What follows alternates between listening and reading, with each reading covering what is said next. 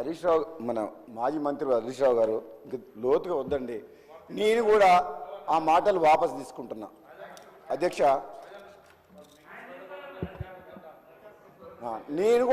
నేను అనలేదు, కానీ పక్క సభ్యులు ఎవరో అన్నారని చెప్పి ఆ మాటను తనే ఉచ్చరించి ఆన్ ద రికార్డ్ మైక్లో ఆ వర్డ్ యూజ్ చేసినందుకు నాకు బాధ అనిపించి మాట్లాడిన సభ్యులు కూడా తరఫున కూడా నేను ఆ మాట అనడం తప్పే. నేను ఆ మాటను ఉచ్చరించడం కూడా నేను వాళ్ళని తిట్టలే. ఆ మాట నేను మైక్లో ఉచ్చరించడం కూడా తప్పే. కాబట్టి ఆ మాటలు వెనక్కి తీసుకుంటున్నా. ఎందుకంటే అధ్యక్ష, ఇంకా 4 ఏళ్ల ప్రభుత్వం ఉంది. 1 సంవత్సరం అయిపోయింది. 4 సంవత్సరాలు ఉన్నది, ఇంకా 1 సంవత్సరం అయింది. సినిమా అంటే ఓన్లీ ట్రైలరే.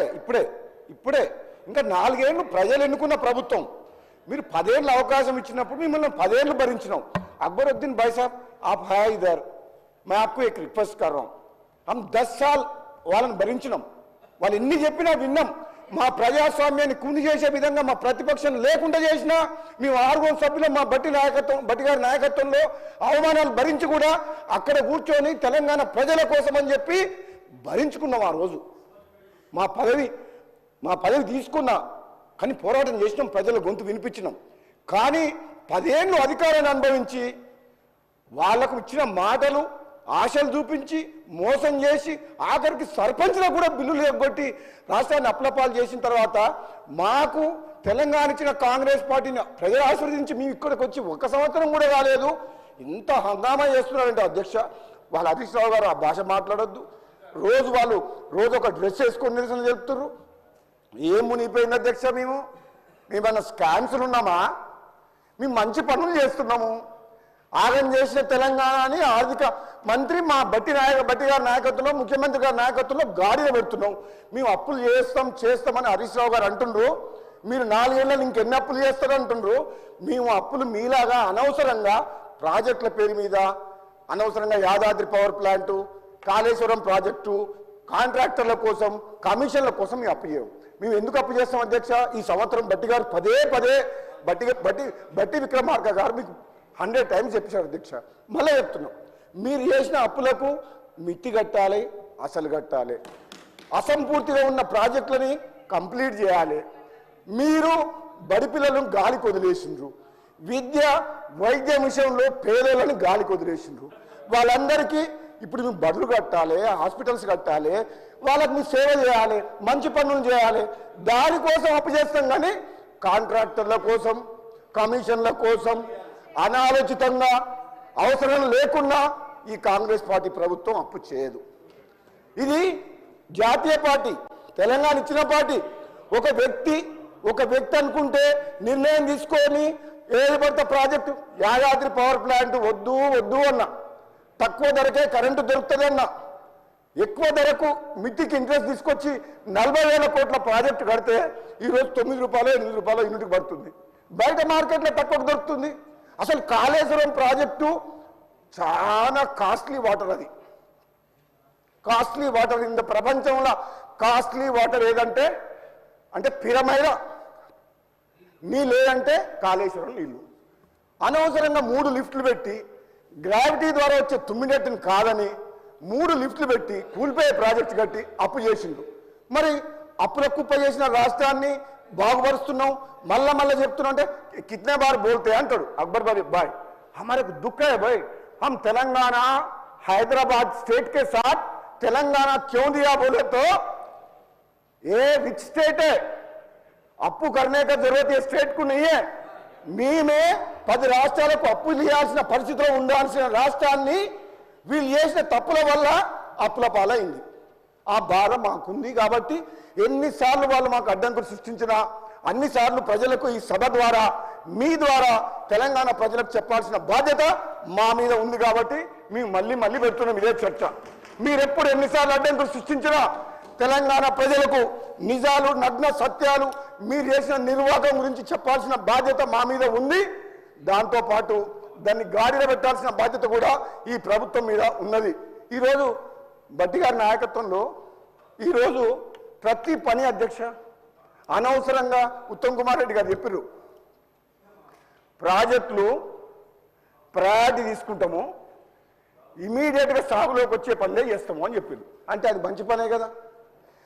వీళ్ళు కడితే బలమూరు రంగారెడ్డి కట్టిండ్రు, అప్పు తెచ్చిన పైసలు, దానికి ఇంతవరకు ఎన్జీటీ క్లియరెన్స్ లేదు, సెంట్రల్ వాటర్ కమిషన్ లేదు, ఏమి అప్రూవల్ లేకుండా కేవలం రాజకీయ ప్రయోజనాల కోసం ప్రాజెక్ట్ స్టార్ట్ చేసిండ్రు. మా డిండి లిఫ్ట్ ఇరిగేషన్ స్కీము దేవరకొండ మున్గోడుకు నీళ్ళు రావాలంటే హెడ్ వర్క్ స్టార్ట్ చేయాలి, పైన టనల్ ఎక్కడికి వెళ్ళి దేవాలో డిసైడ్ చేయలే. కానీ ఇక్కడ రిజర్వాయర్ల పేరు మీద 5,000 కోట్ల రూపాయలు మిత్తికి తీసుకొచ్చిన పైసలు ఖర్చు పెట్టిండ్రు.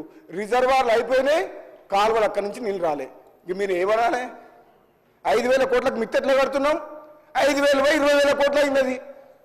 అధ్యక్ష, మామూలుగానైతే నేను చదువుకున్న వ్యక్తిని, అంతకుముందుకు నాకు ఎక్స్పీరియన్స్ తోటి ఈ ఇరిగేషన్ ప్రాజెక్టులు కానీ రోడ్లు కానీ కరెంటు విషయంలో ఎక్స్పీరియన్స్ ఉంది. నేను 2018లో ఎమ్మెల్యే ఉన్నప్పుడు మా సభ్యులను తీసుకుపోయారు.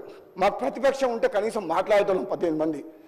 మా గొంతు నొక్కేసి ప్రతిపక్షం లేకుండా చేసారు. మేము 6 మేము మాట్లాడనీయలేదు, మమ్మల్ని మా గొంతు వినిపించుకోలేదు, మా సలహా తీసుకోలేదు, మా సూచనలు తీసుకోలేదు, మా లెక్క చేయలేదు, ఎక్కువ మాట్లాడి తీసుకోవాలి బయటపడేసిండ్రు. నిర్వాహకం జరిగింది. పోనీ మేము మాట్లాడలేదు. పోనీ హరీష్ రావు, కేటీఆర్, ఇంకో మంత్రులు ఆనాటి ముఖ్యమంత్రి ఈనాడు ప్రతిపక్ష నాయకుడికి చెప్పే దమ్ము వీళ్ళకు ఉందా? ఆయన కుసమ్మంటే కుసో, లెమ్మంటే లే. కాళేశ్వరం డిజైన్ అయినా ఆయనే, కాళేశ్వరం ప్రాజెక్ట్ అయినా ఆయనే, యాదాద్రి పవర్ పాయింట్ పెట్టాలనే నిర్ణయం ఆయనే.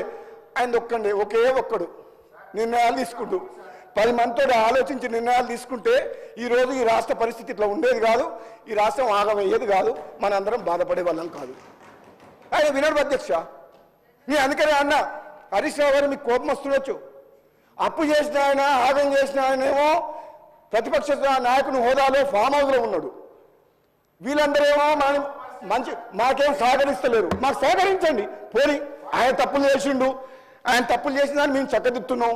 ఆయన పెద్ద మనిషి రానన్నాడు, కనీసం మీరన్నా సహకరించండి, మేము మంచి పనులు చేస్తాం. ఇదేందండి? ఇది మాకు బాగా అనిపిస్తుంది అధ్యక్ష, ఆవేదన. ఇవి అధ్యక్ష, ఈరోజు తెలంగాణ రాష్ట్ర ప్రజలు నమ్మకంతో మాకు అధికారం ఇచ్చింది. రాష్ట్ర ప్రభుత్వం బ్రహ్మాండంగా, నిజాయితీగా, నిష్పక్షపాతంగా, పారదర్శకంగా వాళ్ళు తీసుకున్నారు అధ్యక్ష నిర్ణయాలు. కాంగ్రెస్ పార్టీల ఒక వ్యక్తి చేతులు ఉండదు. మంత్రివర్గం, ముఖ్యమంత్రి గారు అందరూ కలిసి కూలంకషంగా చర్చించి అఖిలపక్ష వాళ్ళని సంప్రదించి ఏ నిర్ణయం తీసుకోవాలో 1కి 100 సార్లు ఆలోచించి నిర్ణయాలు తీసుకుంటారు. అది కాంగ్రెస్ పార్టీ ప్రభుత్వం. అది మీరు చేయలేరు ఆ పని, మేము చేస్తాం ఆ పని. అధ్యక్ష, వాళ్ళకు మా మాటలు నచ్చవు, ఎందుకంటే ఈ నిజాలు నగ్న సత్యాలు. అధ్యక్ష, యాదాద్రి పవర్ ప్లాంట్ కానీ, కాళేశ్వరం కానీ, సీతారామ ప్రాజెక్టు ఏదైనా అనవసరంగా ఎస్టిమేటెడ్ కాస్ట్ పెంచి లక్షల కోట్ల రూపాయలు అప్పులు పాలు చేసింది. అది అవును. ఓఆర్ఆర్ విషయంలో పొంగులేటి శ్రీనివాసరెడ్డి గారు క్లారిటీ ఇచ్చిండ్రు. ఎంక్వైరీ చేస్తే మనం ఏదైనా నిజాలు తెలిస్తే రద్దు చేయొచ్చు టెండరు. పెద్ద కుంభకోణం. 30 ఏళ్ళు వచ్చే ఆదాయం వచ్చే ఒక కామధేనువుని అప్పటికప్పుడు రాజకీయాల కోసం, ఓట్ల కోసం అని చెప్పి అప్పటికప్పుడు రైతు రుణమాఫీ చేసేందుకు అమ్ముకున్నారు తక్కువ ధరకు. అదే ఉంటే 2 లక్షల కోట్ల రూపాయల ఆదాయం మనం 30 ఏళ్లలో మన రాష్ట్ర ప్రభుత్వానికి వస్తుంది. 2 లక్షల కోట్ల రూపాయల ఆదాయం వచ్చే ఔటర్ రింగ్ రోడ్ ప్రాజెక్ట్ని వాళ్ళు 7,000 కోట్లకే తప్పుడు ఆదాయం చూపించి, తప్పుడు ఖర్చు చూపించి, ఆ నిర్వహణ ఖర్చు ఎక్కువైతుంది, ఇన్కమ్ తక్కువైతుంది అని చెప్పి ఎవరో బాంబే పార్టీకి, మహారాష్ట్ర వ్యక్తికి చీకటి ఒప్పందం చేసుకుని అమ్మేసింది. ఈరోజు అది బయటకు వస్తుంది తప్పకుండా. ఏ విషయమైనా నిజం నిప్పు లాంటిది, అన్నీ బయటకు వస్తాయి అధ్యక్ష. అదేవిధంగా అధ్యక్ష, హరీష్ రావు గారు అయితే మళ్ళీ మాట్లాడతాడు. నీ మాట్లాడిన తర్వాత ఆయన మాట్లాడిన మళ్ళీ చమత్కారం అయిపోయింది అధ్యక్ష. 5 minutes 2 minutes అంతే. ఎందుకంటే గతంలో చెప్పినా మళ్ళీ చెప్తున్నా, కేసీఆర్ కుటుంబ సభ్యులు ఎవరైనా సరే మాటల్లో వాళ్ళు మించిన వాళ్ళు ఎవరు లేరు. మాటల్లో చిత్రత్వం హరీష్ రావు గారు, కేటీఆర్ గారు, ఎందుకో భగవంతుడు వాళ్ళకి అట్లా ఇచ్చిండు బ్రాండ్. అబద్ధాలు కాదు, అబద్ధాలను నిజంగా చూపించలో కూడా హరీష్ రావు గారు చెప్పగలుగుతారు. హరీష్ రావు గారు ఎటువంటి మనిషి అంటే మోస్ట్ క్యాపబుల్ పర్సన్. ఎందుకంటే ఆయన ఎందుకు మెచ్చుకుంటున్నా అంటే అలా మాట జగదాడు అధ్యక్ష.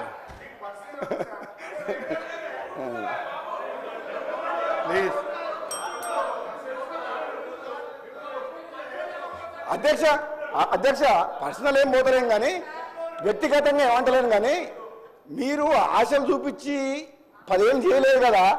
ఈ కాంగ్రెస్ పార్టీ అభయహస్తం ఇచ్చి 5 ఏళ్ళనే చేస్తుంది. ఇది అభయహస్తం టైం ఇవ్వండి, మీరు టైం ఇవ్వండి. హరీష్ రావు గారు, మేము కూడా చదువుకున్న వాళ్ళము, తెలంగాణ ఉద్యోగంలో ఉన్నాం, పార్లమెంట్ సభ్యునిగా తెలంగాణ కోసం కొట్లాడిన అధ్యక్ష నేను. మాకు కూడా తెలంగాణ అంటే కమిట్మెంట్ ఉంది. మీకు సమయం ఇచ్చినప్పుడు మీరు ఏం చేసిండ్రో ప్రజలు చూసిండ్రు. మాకు అవకాశం వచ్చింది, ఇప్పుడిప్పుడే 1 సంవత్సరం అయింది. 100% ముఖ్యమంత్రి రేవంత్ రెడ్డి గారి నాయకత్వంలో, మా డిప్యూటీ సీఎం బట్టి గారి నాయకత్వంలో, ఉత్తమ్ కుమార్ రెడ్డికి చాలా మంది సీనియర్ పీపుల్ ఉన్నారు అధ్యక్ష. ఇక్కడ మామూలు వాళ్ళు ఎవరు లేరు. మీ దగ్గరనే 1 మ్యాన్ షో. ఇక్కడ మేమందరం చాలా చదువుకున్న వాళ్ళు. మా మాట బట్టి గారి దగ్గర పోయి మాట్లాడుకునే స్వేచ్ఛ మాకుంది. మా ముఖ్యమంత్రి గారు ఏదైనా నిర్ణయం తీసుకుంటే అట్లా కాదు ఇట్లా అని చెప్పి విద్య విషయంలో, వైద్య విషయంలో, రోడ్ల విషయంలో ఇప్పుడే పోయి ముఖ్యమంత్రి గారిని కలిసి వచ్చిన.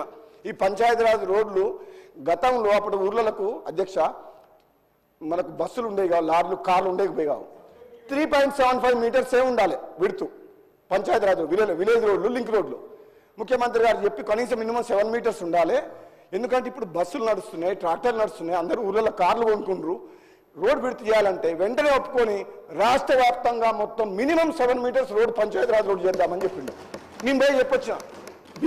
నాకు అంతమందికి ఉన్న ఎక్స్పీరియన్స్ ఫీల్డ్ నుంచి వచ్చినా కాబట్టి ముఖ్యమంత్రి గారు చెప్తే వెంటనే ఒప్పుకున్నా. అంటే ఈ ప్రభుత్వంలో, కాంగ్రెస్ పార్టీ ప్రభుత్వంలో ముఖ్యమంత్రి గారి దగ్గర పోయి సలహాలు సూచనలు ఇచ్చే స్వేచ్ఛ ఈ కాంగ్రెస్ పార్టీ సభ్యులకు, ప్రతి పౌరునికి, ప్రతిపక్ష పార్టీలకు ఉన్నది.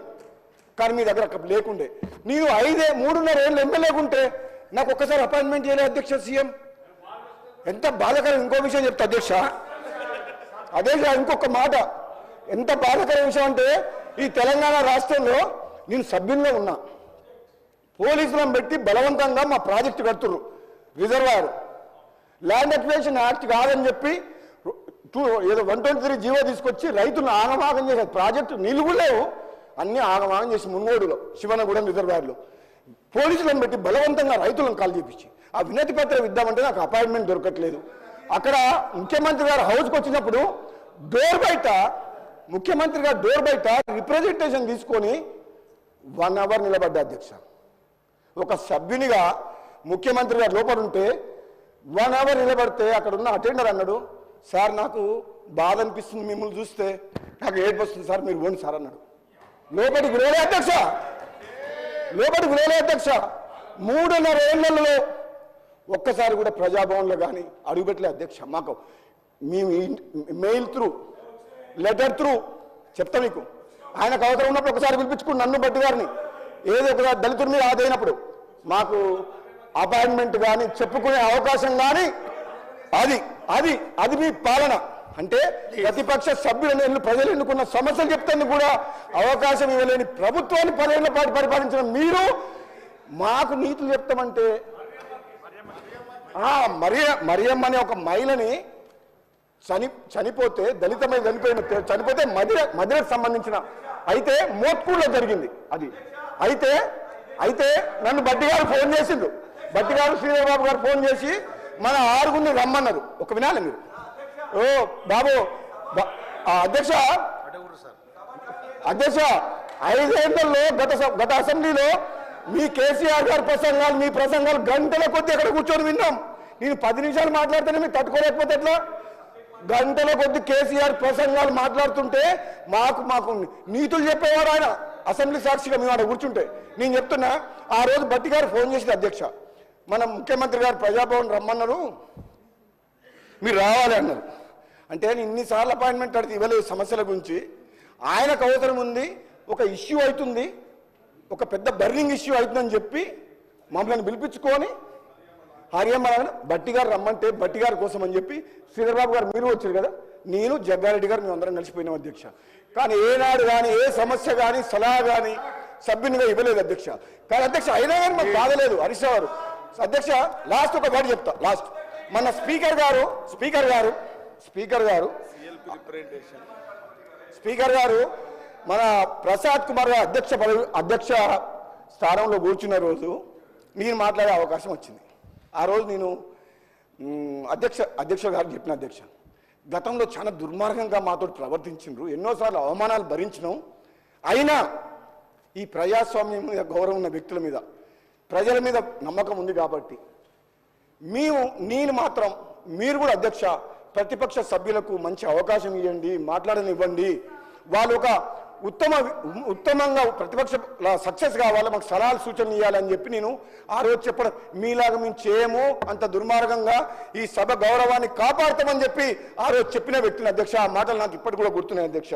అందుకే చెప్తున్నా అధ్యక్ష, ఈరోజు కూడా ఇంతకుముందు మధ్యలో మాట్లాడి ఇప్పుడు మాట్లాడుతున్నా, ఏ విధంగా అప్పుల పాలైంది, ఎంత ఆగమైంది అనేది మా సభ్యులు బట్టి విక్రమార్క గారు మా వాళ్ళు అందరు చెప్పిండ్రు, ముఖ్యమంత్రి వారు కూడా చెప్పిండ్రు. నేను ఒక్కటి మీకు నేను రిక్వెస్ట్ చేశాను అధ్యక్ష, మీ ద్వారా ప్రతిపక్ష సభ్యుల్ని, ఇంకా ప్రజలు మీరు మీరు మీరు మీరు ఏమేమి మాట్లాడుతున్నారో మీ చేష్టలన్నీ తెలంగాణ ప్రజలందరూ గమనిస్తున్నారు. మీరు ఇంకా దిగజారి ప్రవర్తిస్తే, మీరు ఇంకా ఈ విధంగా అక్బరుద్దీన్ ఓవైసీ సార్ ప్లీజ్